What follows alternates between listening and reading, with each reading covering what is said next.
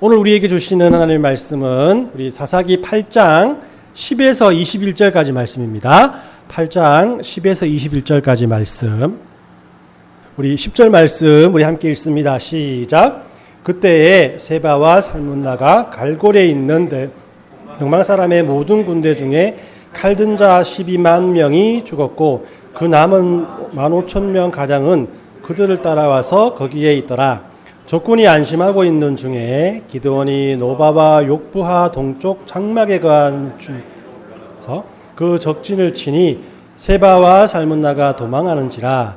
기드온이 그들의 뒤를 추격하여 미디안의 두 왕 세바와 살문나를 잡고 그 온 진영으로 격파하니라. 요아스의 아들 기드온이 헤레스 비탈 전장에서 돌아오다가 숫곳 사람 중 한 사람 소년 한 사람을 잡아 그를 신문하매 그가 숫곳의 방백들과 장로들 70명을 그에게 적어준지라. 기드온이 숫곳 사람에게 이르러 말하되 너희가 전에 나를 희롱하여 이르기를 세바와 살문나의 손이 지금 내 손에 있다는 거냐? 어찌 우리가 내 피곤한 사람들에게 떡을 주겠느냐 한 그 세바와 살문나를 보라 하고 그 성읍의 장로들을 붙잡아 들가시와 찔레로 숫곳 사람들을 징벌하고 군대의 망대를 헐며 그 성읍 사람들을 죽이니라. 이에 그가 세바와 살문나에게 말하되 너희가 다볼에서 죽인 자들은 어떠한 사람이더냐 하니 대답하되 그들이 너와 같아서 하나같이 왕자들의 모습 같더라 하니라. 그가 이르되 그들은 내 형제들이며 내 어머니의 아들들이니라. 여호와께서 살아계심 두고 맹세하노니 너희가 만일 그들을 살렸다면 나도 너희를 죽이지 아니하였으리라 하고 일어나 그들을 죽이라 하였으나 그 소년이 그의 칼을 빼지 못하였으니 이는 아직 어려서 두려워함이었더라. 세바와 살문나가 이르되 내가 일어나 우리를 치라. 사람이 어떠하면 그 힘도 그러하리라 하니 기드온이 일어나 세바와 살문나를 죽이고 그들의 낙타목에 있던 초승달 장막을 떼어서 가지니라. 아멘. 네, 우리 지난주 우리는 그 미디안의 잔당들을 잡으러 가던 기드온이 지친 군사들에게 음식을 제공해달라고 숫곳과 또 분우엘 사람들에게 부탁을 했죠. 그리고 그 부탁을 거절당하는 모습을 보았습니다. 이 기드온은 이 같은 민족인 숫곳과 또 분우엘 사람들과 이렇게 실랑이를 하고 있을 때 미디안 사람들, 미디안의 두 왕 세바와 살문나는 미디안 본부에 가까운 갈골이라는 근처까지 도망을 가게 되죠. 여기서부터 지금까지의 전황을 이렇게 살펴보면 이스라엘 군사들은 그대로 기드온과 300명의 용사가 되었지만요. 또 미디안 연합군은 보니까 13만 5천 명 중에 12만 명이 전사를 하고 남은 군사가 15,000명이 되었고 그들이 지금 도망가고 있다라고 이렇게 말씀을 합니다. 이 15,000명이라고 해도 300명에게 비교하면 10배 정도 되는 숫자잖아요. 그죠? 그럼에도 불구하고 미디안 군사들은 도망가기가 바빴고 기드온과 300명의 용사들은 또 이들을 잡기 위해서 쉬지도 못하고 양식도 제공받지 못해서 피곤하고 또 배고픔이 극에 달해 있던 그런 상황에 처해 있었습니다. 이 사실을 미디안 군사들도 인식을 했겠죠. 그래서 11절을 보면 적군이 안심하고 있는 중에 기드온이 노바와 욕부하 동쪽 장막에 거주하는 자의 길로 올라가서 그 적진을 치니라고 말하거든요. 여기서 보면 적군이 안심을 하고라고 이렇게 말한 것을 보면 미디안 사람들이 이런 상황을 인식하고 이만큼 도망갔으면 저희들도 힘들겠지라는 생각으로 경계심을 품고 또 한숨을 돌리고 있었다라는 것입니다. 여러분들 우리 계속해서 그 기드온에 대해서 우리가 알아보고 있죠, 그죠? 기드온은 작은 용사이면서 또 순종 대왕이었고 또 신중한 성격에 지난주에 오래 참는 법을 알고 있던 사람이었어요, 그죠? 근데 오늘 보니까 한 번 마음 먹으면 끝내 해내고야만은 억척스러운 근성까지 있는 사람임을 우리가 알 수가 있습니다. 그래서 그는 끝까지 미디안 군사들을 추격하게 되죠. 자, 이렇게 물불 안 가리고 미디안을 따라가는 것은 이 개인적인 복수심이 있었을 것입니다. 그렇지만 우리가 지난주 살펴보았던 것처럼 숫곳과 분우엘 사람들에게 받은 모욕 또한 참지 못했기 때문에 이렇게 그는 복수심을 안고 미디안 군사들을 따라가고 있었다라는 것이에요. 기드온은 안심하고 경계심을 풀고 있는 미디안 군사들을 11절에 보니까 장막에 거한 자의 길이라는 통로를 통해서 그들에게 접근했고, 그죠? 급습하게 됩니다. 그래서 이 세바와 살무나가 도망을 치게 되었는데 기드온은 그들을 끝까지 추격해서 결국 사로잡게 되었습니다. 왕을 잡는 데 성공한 기드온은 패잔병들을 그냥 돌려보내지 않고 15,000명의 이 군사들을 모조리 격파했다라고 말씀을 합니다. 이어서 기드온의 피해 복수가 시작됩니다. 그를 도와주지 않았던 숫곳과 세바 사람들에게 복수를 하고 그의 개인적인 복수의 대상이었던 사로잡은 세마와 살문나를 그가 죽이면서 전쟁과 이 복수극이 끝나게 되는 것입니다. 오늘 저는 이게 설교의 제목을 기드온의 복수혈전이라고 잡았거든요. 오늘 읽은 본문이 우리에게 들려주는 모습을 보면 하나님께서 도와주셨던 그 전쟁의 모습이 아니라 순전히 기드온의 마음을 섭섭하게 하거나 또한 가족들을 죽인 원수에 대한 이 복수만을 가지고 있다는 것입니다.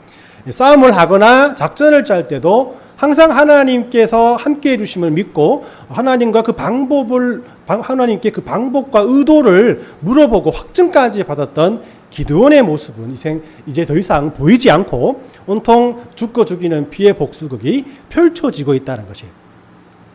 그래서 오늘은 이 기드온의 복수극을 좀 더 자세히 살펴보았으면 합니다. 복수 좋잖아요, 그죠? 복수혈전 좋잖아요, 그죠? 그리고 현재 살아가는 우리들이 이 복수를 그렇다면 어떻게 바라봐야 할 것인가? 또한 나에게 이 복수극은 어떤 적용을 대주고 있는가? 이런 이 두 가지의 질문을 가지고 그 답을 얻어보는 그런 시간이 되었으면 합니다.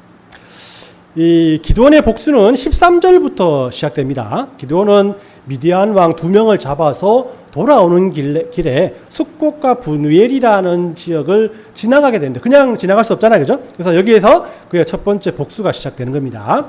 그는 이들에게 복수를 하는 것에 진정이었던 것 같습니다. 그래서 그의 신중한 성격이 그대로 나오는 듯한 굉장히 체계적으로 이 복수를 진행하고 있음을 볼 수가 있어요.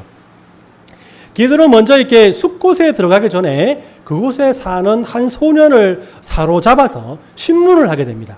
그리고 숫곳의 지도자들의 77명의 이름을 알아낸 거거든요. 그러니까 지금으로 말하면 기드온은 중앙정보부나 CIA 같은 곳에서 할 만한 이 정보전을 진행하고 있고 또 더 많은 정보를 알아내기 위해서 감금하고 폭행하고 고문까지 하는 그런 상황을 보여주고 있는 것이죠. 그리고 이 정보들을 가지고 그냥 그 정보에 적힌 사람들을 잡아서 죽이거나 하는 단순한 보복을 하지 않고 이것을 갖다가 심리전으로 다시 이용하고 있다는 것이에요.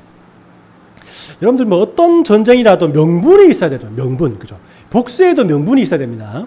그래서 기드온이 숫곳에서 많은 사람들을 죽을지라도 그들이 그 죽음에 분노하고 동요되지 않게 하려면 그런 이 복수의 명분을 찾아야 했겠죠, 그죠? 그래서 일단 기드온은 그 명분을 숫곳 사람들에게 알리게 됩니다. 15절에 보면 기드온이 숫곳 사람들에게 이르러 말하되 너희가 전에 나를 희롱하여 이르기를 세바와 살문나의 손이 지금 내 손에 있다는 거냐? 어찌 우리가 내 피곤한 사람들에게 떡을 주겠느냐 한 그 세바와 살문나를 보라 하고라고 이렇게 되어 있어요.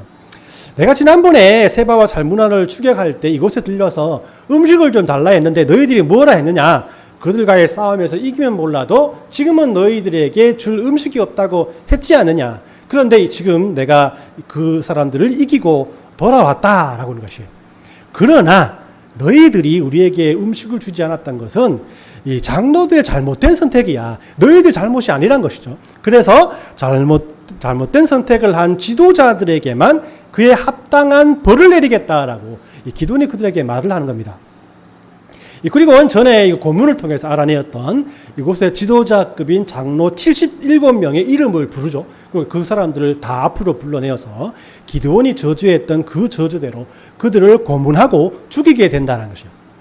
우리 8장 16에 17절 말씀을 보면 그 성읍의 장로들을 붙잡아 들가시와 찔레로 숫곳 사람들을 징벌하고 분노의 망대를 헐며 그 성읍 사람들을 죽이니라 라고 되어 있어요. 기도원이 한 저주가 바로 무엇입니까? 들가시와 찔레로 너희 살을 찢으리라 라고 했거든요.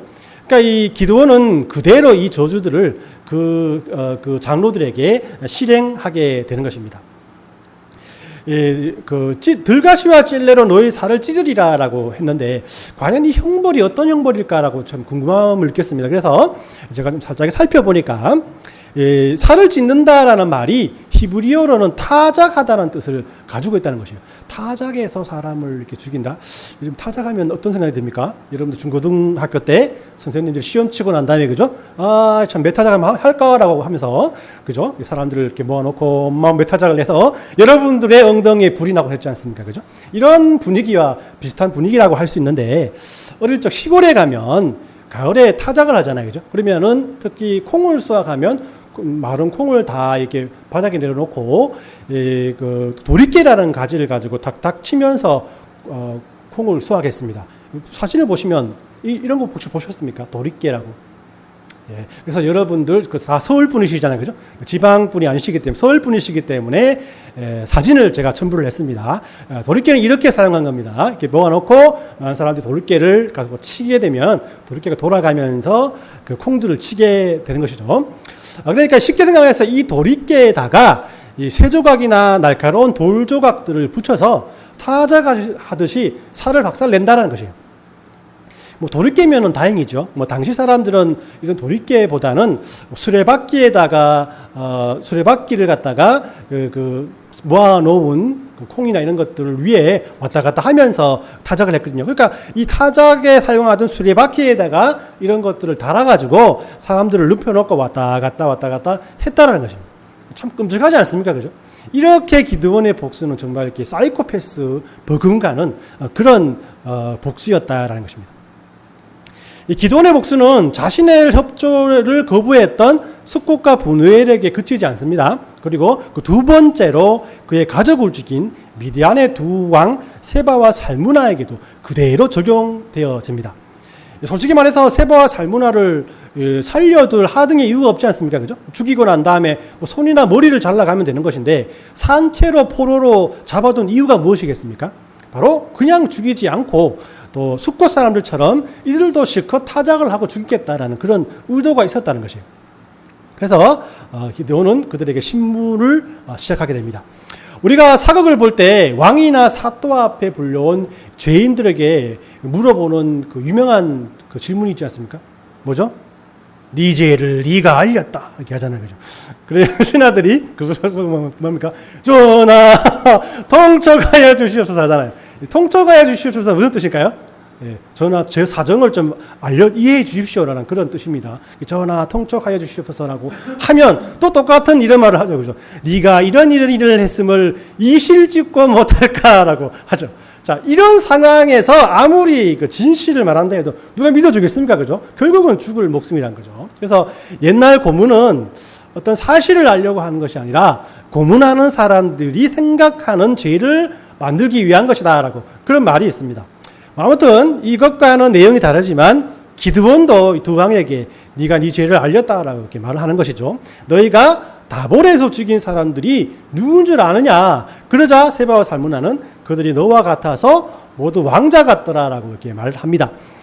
그들의 죄를 그들이 알고 있다고 판단한 기드온은 이들을 죽일 명분을 만들죠. 그래서 19절 말씀을 보면 너희가 죽인 자들이 바로 기드온의 가족임을 밝히고, 자 그렇다면 눈에는 눈, 이에는 이라는 법칙이 적용될 수가 있는 것이죠. 그죠? 왜냐하면 네가 우리의 가족을 죽였기 때문에 내가 너를 죽인 것은 명분이 있다라는 것이죠. 이런 이 명분을 세우고 그에게 참수를 명하게 됩니다.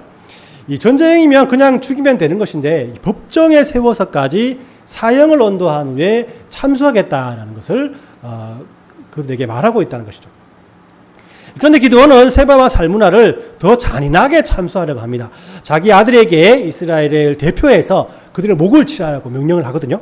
왜냐하면 아직 어린 아들이지만은 적장의 목을 베게 되면은 정식으로 용사로 입문하게 되는 것이잖아요, 그죠? 그리고 죽음을 당하게 되는 적장들에게는 소년의 손에 죽게 함으로써 그들의 죽음이 더 치욕적으로 만들 수 있었기 때문이에요. 그러나 이 기드온의 장남 여델은 아직 칼을 잡기에는 너무나 나이가 어렸다라고 성경은 우리에게 말합니다. 계속해서 머뭇거리고 있으니까 적장들이 열받았죠. 그래서 21절에 보니까 기드온에게 네가 그냥 죽여라. 네가 그냥 죽는 걸 원한다. 이렇게 기드온에게 부탁을 하고 참지 못했던 기드온이 칼을 빼어서 두 왕을 죽이면서 혐오스럽고 또한 잔인했던 기드온의 복수혈전에 막이 내리게 된다는 것입니다. 우리들은 알게 모르게 이렇게 복수를 좋아합니다, 여러분들. 누구나 자신을 괴롭히고 못살게 구는 사람들에 대해서 안갚음을 하거나 한 방 먹이는 것이 얼마나 시원하고 통쾌합니까, 그죠? 그래서 이것이 한국 사람들이 막장 드라마를 좋아하는 이유이기도 합니다. 바람핀 남편에게 복수를 하고 시댁 식구들을 보란 듯이 한 방을 먹이는 장면을 아침에 보고 하루를 시작하면 기분이 매우 좋아지기 때문이라는 것이죠, 그죠? 오늘 살펴본 기드온의 복수극도 이런 마음으로 바라본다면 막장 드라마보다 더 시원할 것이 아닙니까? 그죠? 7년 동안 한 해도 빼먹지 않고 주스나 농작물을 심을 때에 쳐들어와서 모든 것을 빼앗아가고 또 이유 없이 사람들을 죽이거나 못살게 굴었다면 기드온이 아무리 잔인하게 미디안 사람들을 대우해도 그것은 정당한 행동이라고 할 수가 있는 거예요. 기드온이 미디안 두 왕을 죽일 근거로 삼았던 눈에는 눈, 이에는 이의 율법을 기드온은 그대로 순종했다라고 할 수밖에 없다는 것이죠. 그러나 현대를 살아가는 우리들, 특히나 이 복음을 알고 있는 그리스도인들도 기드온과 같은 마음으로 복수를 일삼는다면은 이 교회 공동체는 물론이고 또 사회에서도 크게 환영받지 못할 것입니다. 그렇다면 성경은 복수에 대해서 어떻게 바라보고 있는 것일까? 이 질문에 대해서 예수님은 마태복음 5장 44절에 분명히 매정하게 우리에게 말씀을 합니다. 나는 너희에게 이르노니 너희 원수를 사랑하며 너희를 박해하는 자를 위해서 기도하라 라는 것이에요. 예수님께서는 우리들이 원수들에게 눈에는 눈, 이에는 이로 복수하지 말고 그들을 사랑하고 또 그들을 위해서 기도하라고 하는 겁니다. 그런데 저는 예전부터 이 말씀이 굉장히 두렵고 마음속에 꼭 와닿는 그런 말씀은 아니었는 것 같아요. 제가 이 지지난주에 잠 못 이루는 밤이라는 제목으로 설교를 했었잖아요. 그죠? 기억나시나요? 기억나시죠?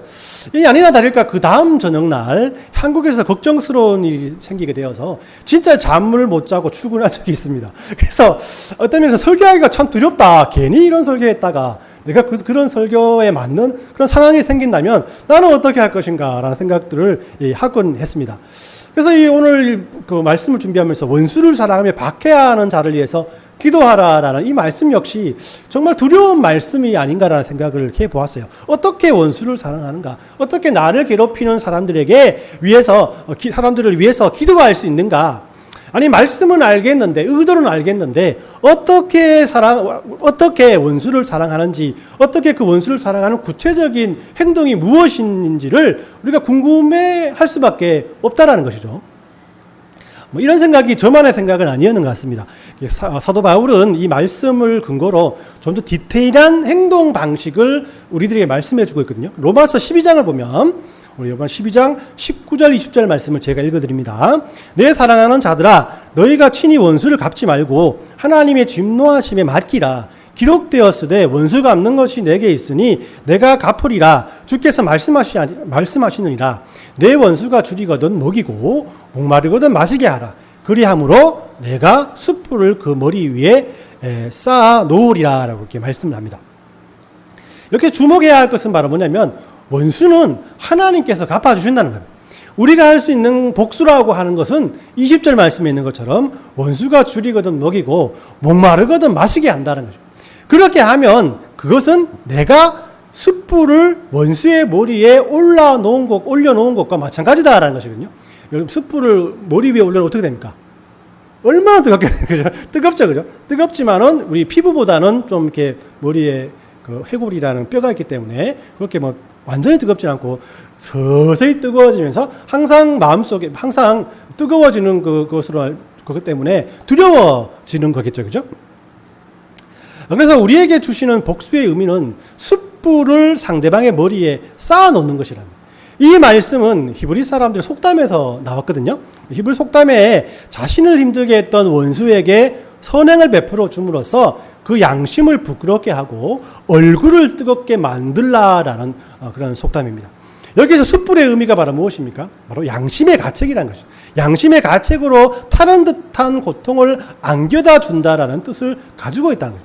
다시 말하면 원수에게 복수보다는 도리어 은혜를 베풀어서 그들로 하여금 후회와 부끄러움에서 오는 고통을 항상 느끼게 하라라는 것이에요. 여러분들 좋은 예가 어디 있습니까? 바로 요셉 이야기 있지 않습니까? 요셉의 형들은 요셉을 질투해서 그를 이 애굽의 노예상에게 팔아버리죠. 요셉은 영문도 모르고 실말로 이렇게 개고생을 하게 됐습니다. 뭐라도 잘못하고 당하는 고난이라면 아까 말씀드렸습니다. 명분이 있기 때문에 참을 텐데 잘못한 것도 없는데 노예 생활을 하고 감옥에 갇히는 것이 아니겠어요? 우리들의 눈으로 볼 때 요셉의 철천지 원수는 누구겠어요? 바로 그들의 형이었습니다.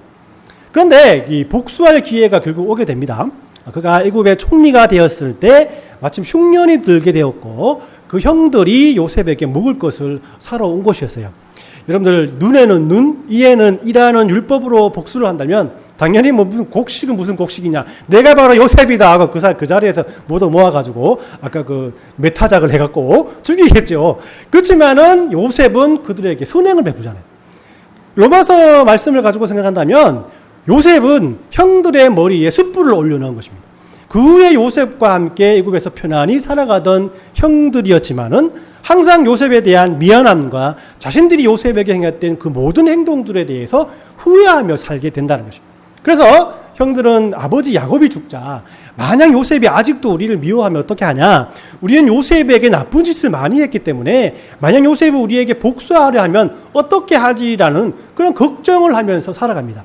그러자 요셉이 형들에게 이런 말을 하죠. 창세기 50장 19에서 20절 말씀을 제가 읽어드립니다. 요셉이 그들에게 이르되 두려워하지 마소서, 내가 하나님을 대신하리이까. 당신들은 나를 해하려 하였으나 하나님은 그것을 선으로 바꾸사 오늘과 같이 많은 백성의 생명을 구원하게 하시려 하셨나이다 라고 말합니다. 이 뭐 원수를 갚는다고 나도 힘들고 상대방도 힘들고 그렇게 항상 뭐 그렇게 힘들게 살다가 흐지부지 지나가는 것이 우리들의 복수하는 그런 행동 아니겠습니까? 그러나 진정된 승리가 있다면 바로 이런 것이라고 할 수 있다는 것입니다. 여러분들, 예수님께서도 어쩌면 죄로 인해서 하나님과 원수된 우리들을 위해서 지옥이라는 형벌로 우리에게 원수를 갚지 않으시고 십자가의 고난을 통해서 진정한 선행을 이루지 않았습니까? 이 결과로 우리들의 머리에 숯불이 올려진 것이에요. 우리는 그 숯불 덕택에, 그 십자가라는 숯불 덕택에 일평생 우리 주님의 은혜로, 우리 주님의 능력으로, 우리 주님의 그런 사랑으로 살아간다는 것을 우리 예수님 앞에 고백할 수밖에 없는 삶을 산다는 것이죠. 오늘 이 말씀을 맺습니다. 오늘 우리는 기드온의 복수를 위한 피 튀기는 추격전을 우리가 살펴봤습니다. 하나의 그런 액션 영화 같은 그런 추격전을 살펴봤습니다. 그럼 남은 것이 무엇입니까? 남은 것이 무엇이에요? 복수는 또 다른 복수를 낳지 않습니까? 그죠? 물론, 물고 물리는 이런 순환을 끊을 수 있는 진정한 승리는 바로 무엇입니까? 바로 기드온의 방법입니까? 아니면 우리 주님께서 우리들에게 말씀하신 복수보다는 도리어 은혜를 베풀라라는 방법입니까? 그러나 아무리 생각해도 우리들은 이 말씀이 눈에 들어오지 않을 수가 있습니다. 왜냐하면 현재 우리들이 살아가는 가운데 이렇게 죽고 죽이는 복수의 마음은 어떤 면에서 드라마나 영화에서나 나올 법한 그런 사건이기 때문입니다. 하지만 약간 우리들의 주의를 되돌아보면 여러분들 사소한 말다툼이나 의견 대립이나 더 나아가서는 금전적인 문제나 인신공격 등의 이유로 우리는 얼마나 많은 사람들을 원수와 같이 대하고 있습니까? 실제로 죽이지는 않지만 우리는 마음속으로 기드온의 방법보다도 더 잔인한 방법으로 그 상대방을 죽이고 고문하지 않습니까? 그럴 때 우리는 오늘 주신 예수님의 말씀처럼 우리들의 머리 위에 올려져 있는 숯불과 같은 십자가를 생각해야 한다는 것입니다. 그리고 모든 복수를 우리 주님께 맡기고 그들을 위해서 기도해야 한다라는 것입니다. 모쪼록 이번 한 주간은요, 이렇게 원수같이 대하던 지체들이 있다면 기도원의 방식이 아닌 예수님의 방식을 가지고 나아가시길 바랍니다. 복수혈전이 아니라 은혜를 베풀어 보십시오. 틀림없이 또 다른 복수가 여러분들을 기다리는 것이 아니라 숯불을 머리 위에 올려놓은 상대방이 은혜를 베푼 여러분들께 감사하며 여러분들 앞으로 나올 것입니다. 이런 은혜를 함께 누리는 믿음의 한 주간이 되시길 예수님의 이름으로 축원합니다. 아멘.